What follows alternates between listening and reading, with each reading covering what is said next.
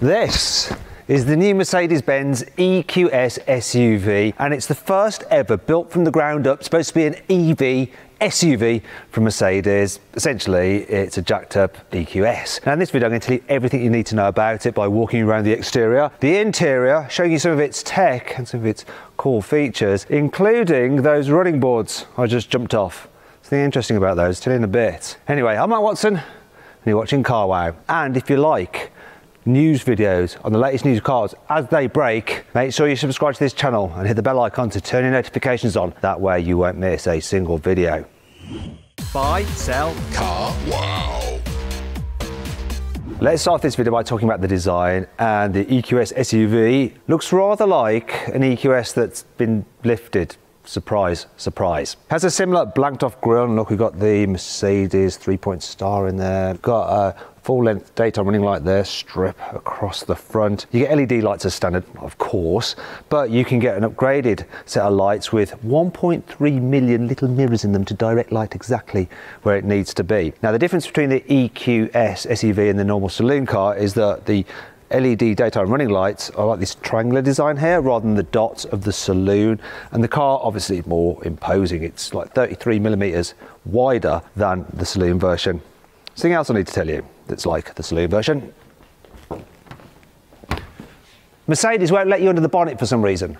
However, earlier on I saw a man working under the bonnet, so I now know how to get in there. And in another video with one of these kind of cars, when I get it in the UK and there isn't a cross-looking German from Mercedes watching me, I'll show you what's under there, I promise. Because the bonnet doesn't open, if you need to top up with windscreen washer fluid, you do it here through this little port, just like on the EQS. And the wheelbase, so the distance between the front and the rear wheel, is exactly the same as on the EQS because it shares the same floor plan as the car. However, this SUV is actually 9 centimetres shorter, and that, combined with the fact that it's 20 metres higher, centimetres higher, should make it easier to park than the big EQS saloon. See these running boards here? Optional extra. You have to pay if you want those, but you can save some money though, because they improve the car's aerodynamics, which means you get more kilometres per charge out of the car. Mercedes won't say exactly how many more kilometres you'll get from those, but it'll probably be just a few. Here at the back, you've got a full length light bar, which looks really nice. Probably noticed this as well, the roof spoiler, and it's black, which means that it makes the car look slightly low at the rear end, a bit more coupe-like than it actually is, because you're right, follows this line here. He told me that. I'm just repeating exactly what the man from Mercedes said. Underneath, yeah, they've done a good job of making the floor as flat as possible to reduce drag, and apparently this is going to be a very, very efficient car for slipping through the air for an SUV. Now the most aerodynamic production car in the world is the EQS. This won't be quite as good as that because of its more boxy shape, but it should still be pretty impressive. And it's one of the reasons that Mercedes has decided not to fit any roof bars, which are kind of common on SUVs, because they do increase the drag. Here on the inside, the design is just like the EQS, only you're sitting higher, of course. However, you seem quite low compared to the height of the dash, so your view forward isn't quite as good as you might think. Your view forward here though is very good, especially if you've got the upgraded hyperscreen. I mean, look at it, it's massive, it's high def, it's got so many features and functions, and you can get a screen for your passengers so they can look at different things, including being able to watch television, or more likely YouTube or Netflix, you know, who watches TV these days, while you're driving. Though this car can sense if you, the driver, start to like look over at what they're watching, and that might distract you, and if that happens, then it'll make their screen go blank. It's clever. I tell you what's also clever. Look at this new trim that is debuting on this EQS SUV. So you got ashwood here, but it's got embedded in it aluminium Mercedes 3-pointed stars. So what they do to create that is they get some ashwood, they get some aluminium, lay it on top, then they laser etch the stars, then use a massive press to force the two together so that the star goes into the wood. And there you go. Now you can have leather interior, Napa leather, or a vegan-friendly interior as well, because obviously electric car, right? From launch, there'll be 2 versions of the EQS SUV available. The first is the 450 Plus. It has a single motor at the back axle, puts out about 360 horsepower and 568 newton meters of torque and can do 0 to 60 miles an hour in around 6.2 seconds. Then there is the 580 that has a motor on the back axle and the front axle, and combined they put out 544 horsepower and 858 newton meters of torque. That one can do 0 to 60 in around 4.7 seconds. Now these cars are quite heavy, so the 450 Plus weighs in at 2.6 tons and it's 2.7 tons for the 580. Now, the four-wheel drive system on the 580 is quite clever. It can actually alter the power between the front and rear axle 10,000 times every second. Now, regardless of which EQS SUV you go for, they all have rear wheel steering. Now, standard, it can turn the back wheels up to 4.5 degrees, but you can pay extra for it to turn the back wheels at up to 10 degrees. Now, the standard car has a turning circle of 11.9 meters, whereas the upgraded rear axle steering can actually do a full circle in just 11 meters. Here in the back seats of the EQS SUV, there is absolutely loads of room, despite the panoramic glass roof on this car. Yep. Is there a small woman back there? Anyway, yeah, look, I've still got lots of headroom.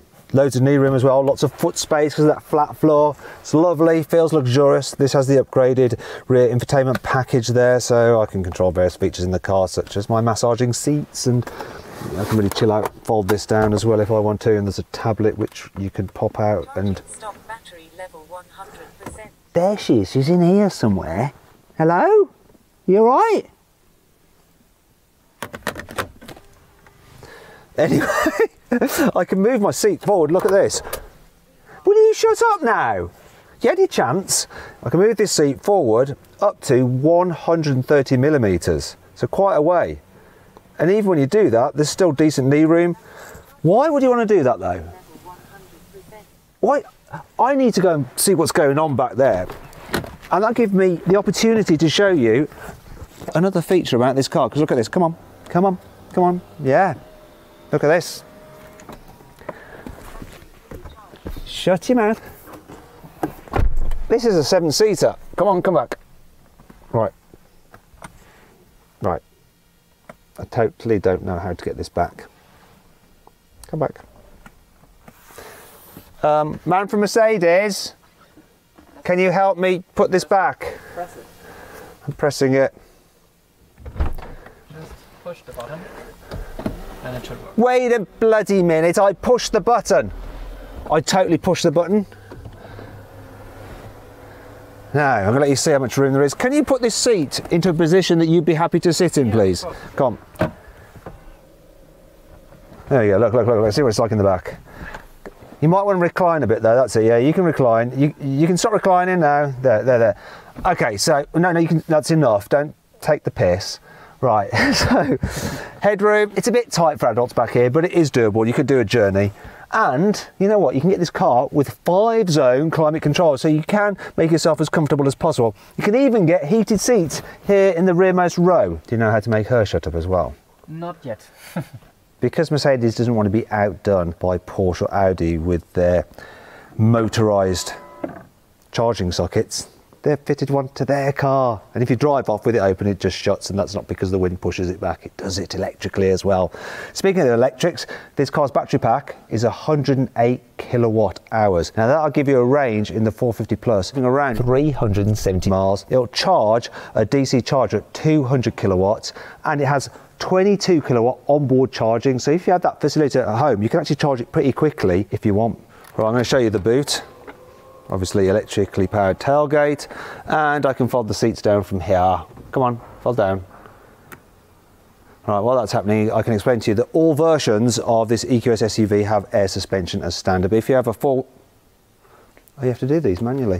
If you have a 4-wheel drive version, go on, bugger off, you get adjustable ride height, so you have an off-road mode with various settings for the driving modes, and it will raise the suspension by 25 millimeters. In fact, if you're driving around and you need to raise your suspension to go up a high curb or something, the car will remember exactly where that curb is and just automatically raise the suspension when it needs to next time, so you don't have to faff about. Obviously, when you're driving fast on the motorway, it'll lower the car down to improve the aerodynamics. As for the pricing, well, this car will start from around £100,000, obviously increasing as you add options and move up the range. Speaking of which, there will be an AMG version of this and a Maybach. I know what you're thinking. Oh, look, the seats don't go flat. I should complain about that. More likely you should complain about the way I've done this because I forgot to make the headrest go down flat. There we go, you have to press the button on them there like that. Then like that. Sorry, I'm all in a bit of a rush because we've got to get another group in here. I need to move on. Normal service will be resumed next video.